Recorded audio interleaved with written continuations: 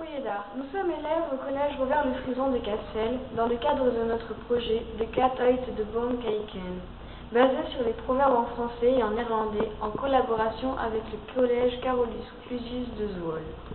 Nous rencontrons M. Vanov qui va nous parler des géants de Cassel. Allez-y. Pouvez-vous nous présenter les géants? Depuis quand existent-ils?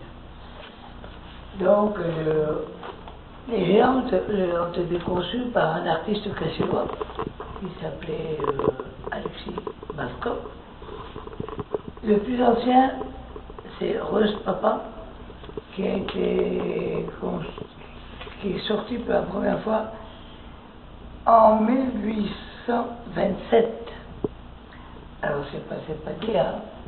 Et Rose Maman, ensuite, en 1860. Alors, d'un côté, Rose Papa a été fait par Ambroise Bavkov et Rose Maman par Alexis Bavkov, qui est un frère. Et il habitait dans la rue, quand vous montez ici à votre droite, il y a une plaque qui est au nord. L'endroit, c'est la rue, ce qu'on appelle la rue profonde. Donc, la particularité, c'est que Rose Papa et Rose Maman sortent ensemble le lundi de Pâques. Le lundi de Pâques, c'est le carnaval d'été qui a été programmé depuis 1902. Il faut savoir qu'avant, les géants sortaient au carnaval d'hiver, c'est-à-dire en février ou mars. Ça dépendait un peu le calendrier, parce que c'était le grand carnaval, comme il se déroule à Bayonne. Mais le dimanche, il y avait des groupes qui sortaient le lundi. Alors vous avez ce qu'on appelle le mardi gras. Le mardi gras, c'était là l'occasion de faire sortir les géants. Il faut savoir que Rose Papa a un habit, ce qu'on appelle l'habit romain. Il est porté par ce qu'on appelle des porteurs. Il y a deux porteurs qui sont relais, ça dépend, tous les quarts d'heure, tous les 20 minutes, ça dépend de la résistance un peu de chacun. Ça, c'est en ce qui concerne les géants par eux-mêmes. Vous voyez par exemple, Rose Maman, elle a un diadème. Cette coiffe a été changée dans les, je ne sais plus vers quelles années, mais était fait que certain, c'est que dans les années 1900, elle n'avait pas de diadème.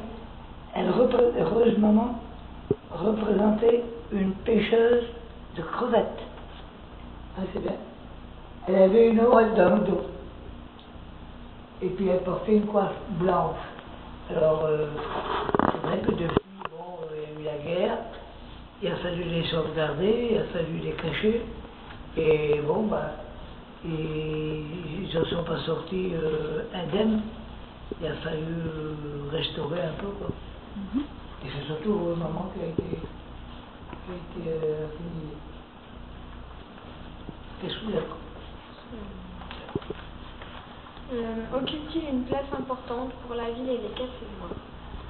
Ah, totalement, parce que c'est la fête la plus médiatisée de toute l'année. Et cette fête, elle commence à 6h du matin. Et c'est vraiment le dernier jour, le lundi de Pâques, c'est la dernière fois où on a vraiment le droit encore de se masquer. C'est la fin du carême, ça c'est religieux. Hein.